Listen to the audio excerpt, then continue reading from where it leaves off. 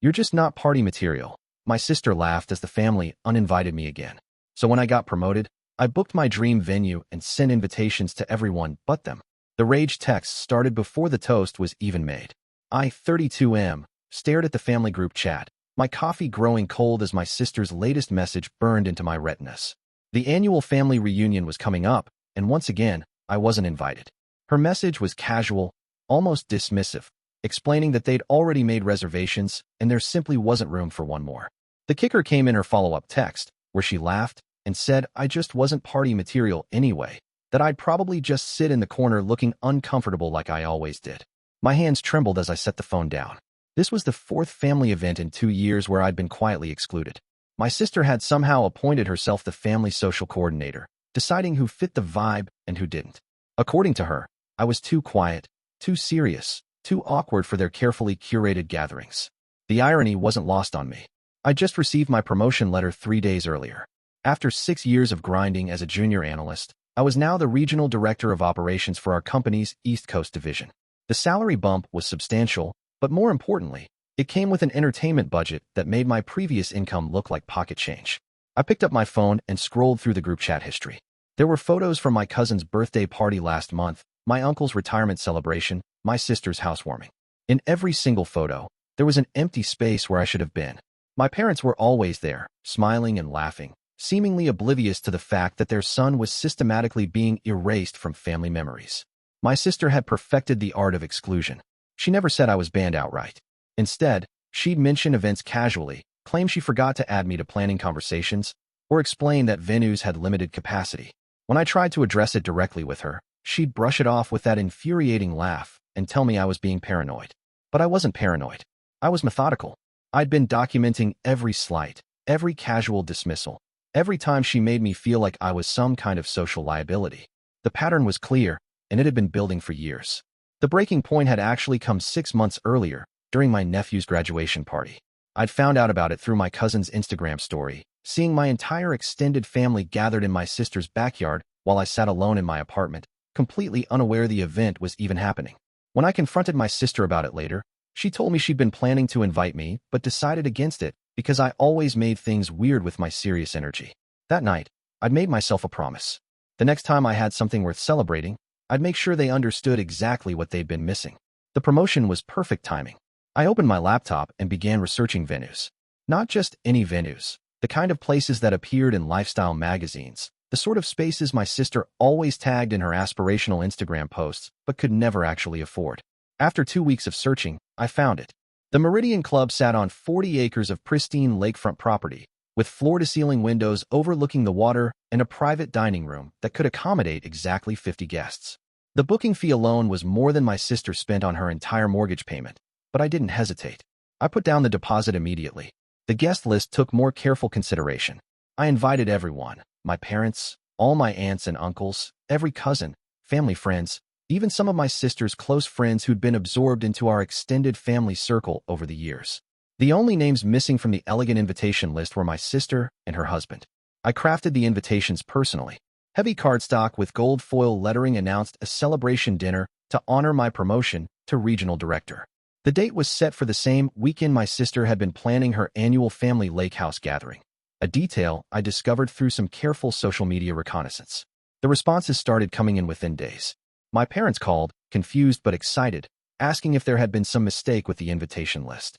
I told them there was no mistake, that I wanted to celebrate with the people who'd truly supported my career journey. They seemed uncomfortable with the obvious exclusion, but didn't press further. My cousins were thrilled. Several mentioned they'd been feeling torn between my event and my sister's lake house weekend, clearly unaware that the timing conflict was entirely intentional. I encouraged them to make whatever choice felt right, knowing that the luxury venue and open bar would likely tip the scales in my favor. The beauty of the plan was its simplicity. I wasn't being petty or dramatic. I was simply hosting an elegant celebration and choosing my guest list carefully. If anyone asked about my sister's absence, I could honestly say I'd wanted to keep the event intimate and focused on professional achievement rather than family dynamics. 2 weeks before the event, my sister finally caught wind of what was happening. My cousin had mentioned the invitation in passing during a family video call, and my sister's reaction was apparently immediate and explosive. She called me that evening, her voice tight with barely controlled anger. She wanted to know what I thought I was doing, hosting some kind of rival event on the same weekend as her lake house gathering. I calmly explained that I was celebrating a major career milestone and had chosen the date based on my own schedule, not hers. She accused me of trying to sabotage her family weekend, of being vindictive and immature. I listened patiently as she worked herself into a frenzy, then simply asked if she'd forgotten that feeling excluded from family events was something I had considerable experience with. The line went quiet for a long moment. Then she launched into a defensive tirade about how her exclusions had been practical decisions based on space constraints and social dynamics, not personal attacks. She insisted that I was reading too much into innocent oversights and that my current behavior was proof that I really wasn't mature enough for family gatherings. I let her finish, then told her I hoped she had a wonderful time at the lake house with whoever decided to attend. The conversation ended with her hanging up on me. The texts started the next day, first from my sister, then from her husband, then from a few family members who'd apparently been recruited to talk sense into me. The messages ranged from accusations of manipulation to attempts at guilt-tripping me into canceling the event or at least changing the date. My sister's texts were particularly revealing. She alternated between rage and attempts at reconciliation, first calling me a vindictive narcissist, then trying to negotiate some kind of compromise where both events could coexist peacefully. When I didn't respond to any of her messages, she escalated to involving our parents. My mother called 3 days later, her voice heavy with the exhaustion of someone who'd been dragged into a conflict she didn't understand. She wanted to know why I was causing problems for my sister, why I couldn't just move my celebration to a different weekend to avoid family drama. I asked my mother if she remembered the last time she'd seen my sister accommodate my schedule for a family event. The question was met with uncomfortable silence. I pressed further, asking if she'd noticed that I'd been excluded from multiple family gatherings over the past 2 years, and whether she'd ever wondered how that made me feel. My mother's response was telling. She acknowledged that my sister could be controlling about social events, but insisted that stirring up conflict wasn't the solution. She suggested that I was overreacting to what were probably innocent misunderstandings, and that my current behavior was only proving that I struggled with social situations. I realized in that moment that my family had created a narrative about me that justified my exclusion. I was the socially awkward one, the one who made gatherings uncomfortable, the one whose absence actually improved the group dynamic. My sister hadn't been maliciously excluding me. She'd been protecting everyone else from my problematic presence. The revelation was liberating. I stopped trying to justify my actions or explain my motivations. When family members texted asking me to reconsider the timing of my event, I simply responded that the date worked best for my schedule. When they suggested I was being unfair to my sister, I thanked them for their concern and reminded them that attendance at my celebration was entirely voluntary. As the event date approached, the pressure intensified. My sister organized a family conference call to address the situation, which I politely declined to join. She sent increasingly desperate messages about how my behavior was tearing the family apart and ruining her carefully planned weekend. The most illuminating message came from my brother-in-law, who accused me of orchestrating an elaborate scheme to humiliate my sister publicly. He couldn't understand why I was being so vindictive over a few missed invitations, especially when everyone knew I preferred smaller gatherings anyway. I finally responded to that message. I told him he was absolutely right. I did prefer smaller gatherings. That's exactly why I'd learned to appreciate being excluded from their events. But now I wanted to host one celebration where the guest list reflected people who actually valued my presence, and apparently that was somehow vindictive manipulation. The week of the event, RSVPs were solidly in my favor. 38 people had confirmed attendance at my celebration, while my sister's lake house weekend was apparently struggling with multiple cancellations. Several family members admitted they'd been looking for an excuse to skip the lake house gathering, finding my sister's controlling behavior around family events increasingly exhausting. My parents were the most conflicted. They'd initially planned to attend both events by splitting the weekend, but the logistics proved impossible given the distance between venues.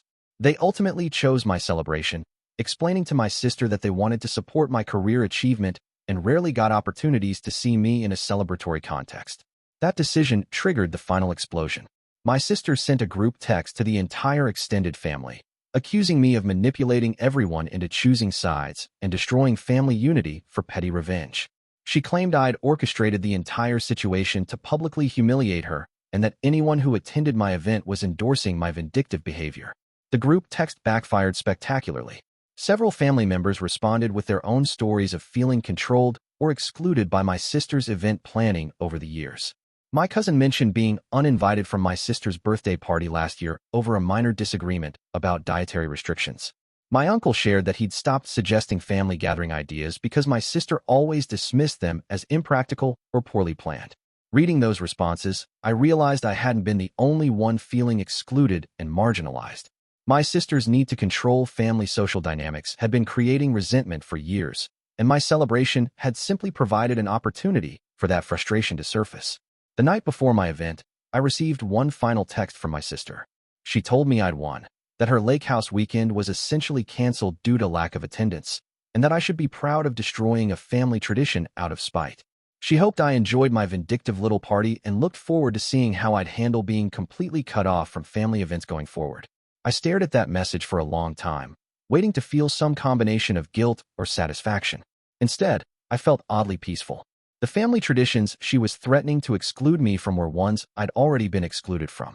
The relationships she claimed I was destroying had never actually included me as an equal participant. Update 1. The celebration exceeded every expectation I'd had. The venue was stunning, the catering was impeccable, and the guest list felt perfectly curated. Most importantly, every single person who attended seemed genuinely happy to be there, celebrating not just my promotion, but the opportunity to gather without the underlying tension that had become characteristic of family events. My parents arrived early and spent time touring the venue with obvious pride. My father pulled me aside to say he hadn't realized how successful my career had become, and that he was impressed by my ability to organize such an elegant event. My mother seemed more relaxed than I'd seen her at family gatherings in years, no longer worried about managing social dynamics or preventing conflicts. The evening itself unfolded perfectly. During the cocktail hour, I noticed several family members commenting on how refreshing it was to attend an event without drama or stress. My cousin mentioned that she'd forgotten how much fun family gatherings could be when everyone was actually focused on celebrating rather than navigating social hierarchies. As dinner was served, I offered a brief toast thanking everyone for celebrating this milestone with me. I kept the remarks focused on gratitude and future aspirations, avoiding any reference to family conflicts or missing attendees. The response was warm and genuine, with several relatives sharing their own career memories and offering advice for my new role. Midway through dinner, my phone started buzzing with notifications. My sister had begun posting on social media about her supposedly wonderful lake house weekend, sharing photos of herself and her husband enjoying quiet moments by the water. The posts had an obviously defensive quality, emphasizing how peaceful and drama-free their intimate weekend had been. But the real revelation came in her stories, where she shared screenshots of text conversations with family members who'd chosen my event. The messages showed her increasingly desperate attempts to guilt people into changing their minds, followed by bitter accusations when they politely declined. She'd essentially documented her own controlling behavior in real time. Several guests at my event had seen the social media posts and were quietly discussing them at their tables. Rather than generating sympathy for my sister, the posts seemed to reinforce why people had chosen to attend my celebration instead. The contrast between her bitter online commentary and the genuine joy at my event was impossible to ignore. During dessert, my uncle approached me privately to apologize for not speaking up earlier about my exclusion from family events. He admitted that he'd noticed the pattern but hadn't wanted to create conflict by addressing it directly. He expressed regret about enabling behavior that had clearly been hurting me and promised to be more conscious of family dynamics going forward. That conversation was repeated several times throughout the evening. Multiple family members acknowledged that they'd been aware of my systematic exclusion but had chosen to avoid confrontation rather than address the problem. They seemed genuinely relieved to have an opportunity to reconnect with me in a positive context. The evening concluded with dessert and coffee on the venue's lakefront terrace. As guests gradually departed, each took time to thank me personally for the celebration and to express hope that we'd maintain better connection going forward. Several people mentioned that the event had reminded them of how much they enjoyed my company when family politics weren't complicating the interaction. My parents were among the last to leave. They spent additional time with me, expressing pride in my achievement and gratitude for the elegant celebration. My mother admitted that she'd been uncomfortable with the family dynamic around social events, but hadn't known how to address it without creating more conflict. She promised to be more mindful of inclusion going forward. As I drove home that night, I felt a sense of closure I hadn't expected. The evening had been everything I'd hoped: elegant, celebratory, and genuinely enjoyable. More importantly, it had revealed which family relationships were worth preserving and which had been artificially maintained despite fundamental incompatibilities. Update 2. The aftermath of the celebration continued for several weeks, with ripple effects I hadn't entirely anticipated. My sister's social media campaign backfired more dramatically than I could have imagined. Her bitter posts about family betrayal and her detailed screenshots of private conversations had alienated even some of her closest allies. Several family members reached out to share that they'd been uncomfortable with her decision to publicly air private family conflicts. My aunt mentioned that seeing the screenshots had made her reconsider how many personal conversations my sister might have been sharing without permission over the years. More significantly, my sister's public meltdown had drawn attention to her controlling behavior in ways that years of private complaints never had. Family members began comparing notes about their experiences with her event planning and social coordination, revealing a pattern of manipulation and exclusion that extended far beyond my situation. My cousin discovered that she'd been excluded from multiple events based on my sister's arbitrary decisions about guest list compatibility. My uncle learned that several of his suggested family activities had been dismissed not for practical reasons, but because my sister preferred to maintain control over family social planning. The revelation that seemed to impact people most was learning how systematically I'd been excluded from family gatherings. When the full scope of missed invitations became clear, several relatives expressed genuine shock and remorse. They'd assumed I was simply less social or less interested in family events, never realizing that I wasn't actually being invited.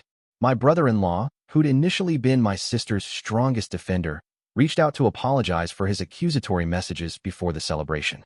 He admitted that living with my sister's need to control social situations had been exhausting for him as well, and that my event had shown him what family gatherings could be like without that underlying tension. The most unexpected development came from my parents. 3 weeks after the celebration, they called to arrange a private dinner with me. During that conversation, they acknowledged that they'd been enabling my sister's controlling behavior by avoiding confrontation and hoping the situation would resolve itself naturally. My father admitted that he'd noticed my absence from family events, but had assumed it was my choice rather than systematic exclusion. My mother revealed that she'd sometimes felt uncomfortable with my sister's guest list decisions, but had been afraid to challenge them directly, worried about creating family conflict. They apologized not just for my exclusion from specific events, but for failing to recognize and address the family dynamic that had made that exclusion possible. They committed to being more intentional about including me in future family planning and to speaking up when they witnessed exclusionary behavior. The conversation with my parents marked a turning point in our relationship.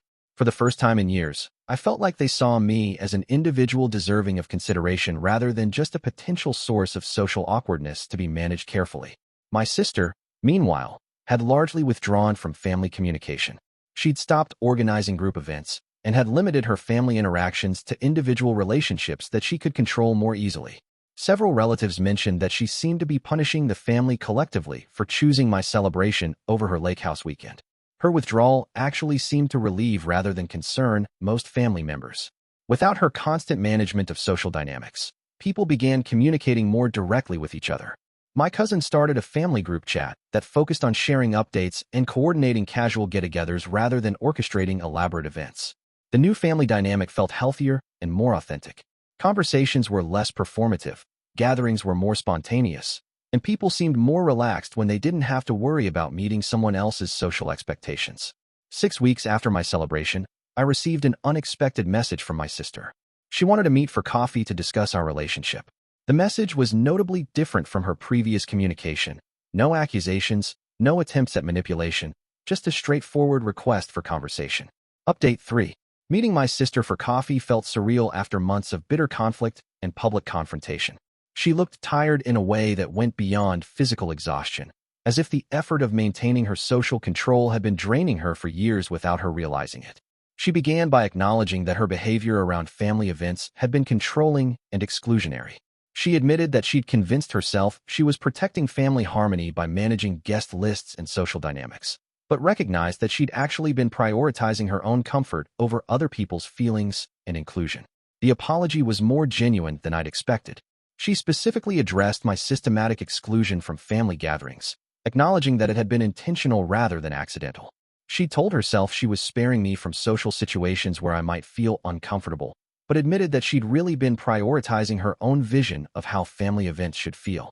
She revealed something that surprised me.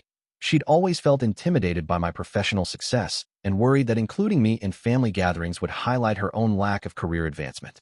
My quiet competence had made her feel insecure, so she'd convinced herself that I was socially awkward to justify keeping me at arm's length. The conversation lasted nearly 3 hours. She asked detailed questions about specific events I'd been excluded from and how those exclusions had made me feel. She seemed genuinely surprised by the cumulative impact of her behavior, having convinced herself that each individual exclusion was justified by circumstances. I found myself able to discuss the situation more calmly than I'd expected. The success of my celebration and the positive family responses had given me confidence that the problem had been her behavior rather than my social inadequacy. I no longer felt defensive or desperate to prove my worth. She asked if there was a path forward for our relationship, acknowledging that she'd need to rebuild trust through consistent, inclusive behavior rather than just promises of change. She seemed to understand that the family dynamic had permanently shifted and that she could no longer expect to control social situations through manipulation or exclusion. I told her I was willing to give our relationship another chance, but that it would need to be based on mutual respect rather than her tolerance of my presence. I wouldn't be accepting invitations where I was clearly an afterthought, and I'd continue hosting my own events where I could ensure inclusive guest lists. She agreed to those terms and asked if she could attend any future celebrations I might host. I told her she'd be welcome, but that she'd need to participate as a guest rather than trying to manage or control the social dynamics. She seemed to understand that her role in family events would need to fundamentally change. The months following our conversation showed gradual but genuine improvement in our relationship. She began reaching out to include me in family planning conversations, though she sometimes caught herself trying to control outcomes and had to consciously step back. More importantly, other family members noticed the change in her behavior and began trusting her with event planning again. The difference was that she'd learned to collaborate rather than dictate, and family gatherings became more inclusive and relaxed as a result. My celebration had accomplished something I hadn't initially intended. It had forced our entire family system to examine and address toxic social dynamics that had been building for years. The immediate goal had been personal vindication, but the long-term result was healthier relationships for everyone involved. A year later, I hosted another celebration for my work team's successful completion of a major project. This time, my sister was among the first people I invited, and her attendance felt natural rather than obligatory. She helped with setup without trying to control the arrangements, and seemed to genuinely enjoy celebrating my success. During that event, I realized that revenge had been less satisfying than I'd expected, but the conversations and relationship changes it had prompted were invaluable. Sometimes forcing a crisis is the only way to address problems that everyone has been avoiding, and sometimes the most vindictive-seeming actions can ultimately lead to healthier family dynamics. My sister later told other family members that my celebration had been a wake-up call she desperately needed. She'd been so focused on controlling family social dynamics that she'd lost sight of the actual purpose of family gatherings, connecting with and supporting people you care about. The family still references my celebration as a turning point, not because of the exclusion drama, but because it marked the beginning of more authentic and inclusive family relationships. And ironically, my sister has become one of my strongest supporters, frequently mentioning my professional achievements and encouraging other family members to recognize my success.